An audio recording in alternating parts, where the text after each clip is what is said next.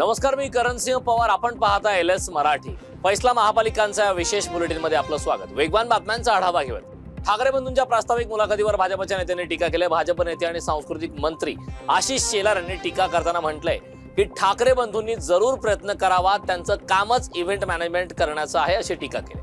ठाकरे बंधूंची मुलाखत म्हणजे संजय राऊतांनी त्यांना लिहून दिलं असेल आणि ते त्यांना लिहून देतील, तिसरं काही नाही, असं वक्तव्य महसूल मंत्री चंद्रशेखर बावनकुळेंनी केलं. ठाकरे बंधूंच्या मुलाखतीला कोणी गांभीर्याने घेत नाही, असंही बावनकुळेंनी म्हटलंय.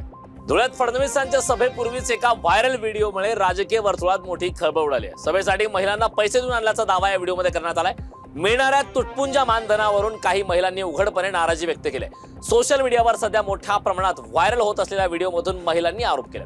पुण्यात अजित पवारांच्या प्रमुख उपस्थितीत राष्ट्रवादीच्या उमेदवारांची महत्त्वाची बैठक पार पडली.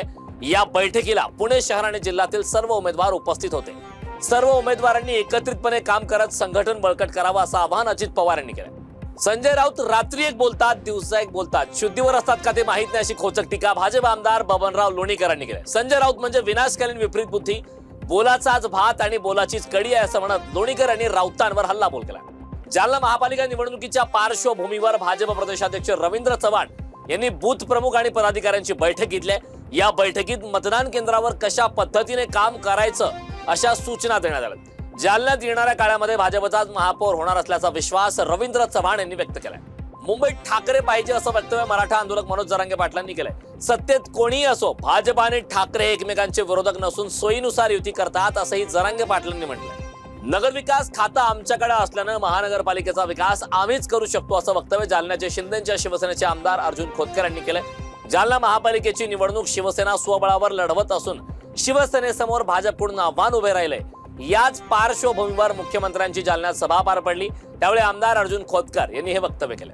भाजप आणि युवा स्वाभिमान यांच्यातला वाद अजूनही मिटलेला नाही. पती पत्नी दोघेही वेगवेगळ्या पक्षात असताना वाद मिटणे शक्य नाही, अशी टीका प्रहारचे अध्यक्ष बच्चू कडूंनी केले.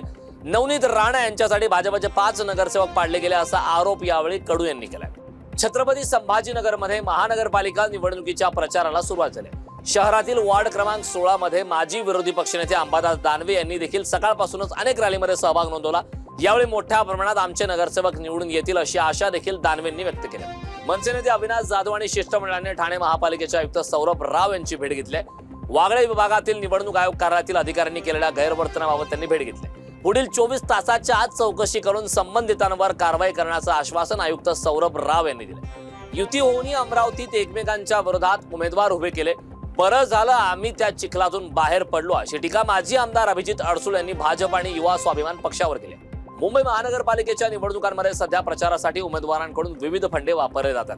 विक्रोळी मतदारसंघामध्ये प्रभाग क्रमांक 117च्या महायुतीच्या उमेदवार सुवर्णा करंजे या मतदारांसमोर मतांचा जोगवा मागण्यासाठी फिरतायत. नारी शक्तीचा जागर करत घरोघरी फिरून महिलांना हळदी कुंकू लावत मतांचा जोगवा मागताना सुवर्णा करंजे दिसत आहेत. नाशिकमध्ये मी विकासाच्या मुद्द्यावर निवडणूक लढवणार, प्रभाग क्रमांक 19 मधील जनता विकासाच्या मागे उभी राहणार, असं दीपक बडगुजर यांनी म्हटलंय. विरोधकांनी 5 वर्षात काय केलं ते बोलावं, यातच विरोधकांचं अपयश असल्याचं बडगुजर यांनी म्हटलंय. सांगलीत ठाकरेंच्या शिवसेनेच्या उमेदवाराच्या आईने विष प्राशन करून आत्महत्येचा प्रयत्न केल्यानं खळबळ उडाली. त्यांच्यावर शासकीय रुग्णालयामध्ये उपचार सुरू आहेत. काँग्रेस आणि शरद पवार यांच्या राष्ट्रवादीने उमेदवारी मागे घेण्यासाठी दबाव टाकल्यानं हा प्रकार घडल्याचा आरोप शिवसेनेच्या वतीनं करण्यात आला. मात्र काँग्रेसने हा आरोप फेटाळत उमेदवाराच्या आईने आत्महत्येचा प्रयत्न कौटुंबिक वादातून केल्याचं म्हटलं. वेगवान बातम्यांचा आढावा घेतल्यानंतर या बुलेटिनमध्ये वेळ झालेली आहे. इथेच थांबण्याची. पाहत रहा एलएस मराठी.